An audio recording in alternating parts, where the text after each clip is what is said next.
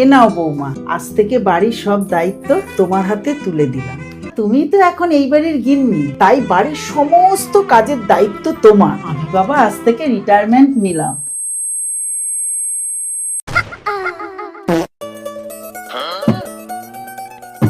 এটা কি করছো বৌমা? আপনি জানেন না মা, সব সবজি ধুয়ে ব্যবহার করতে হয়, তা একসাথে সব ওয়াশিং মেশিনে দিয়ে দিচ্ছি, তাড়াতাড়ি হয়ে যাবে। না মানে কিভাবে করে না বুঝি, আমি কিছুই জানি না।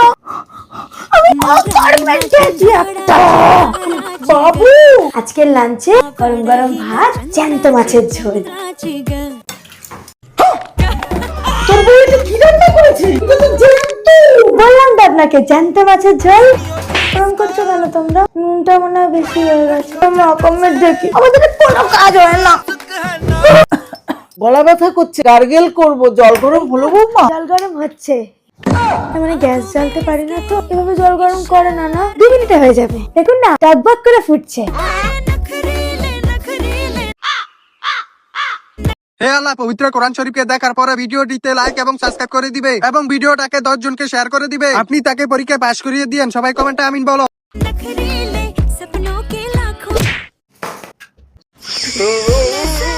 বৌমা, ঠিক করে ঝাড়ুটা মারো, যাতে কোনায় কানায় ময়লা না থেকে যায়।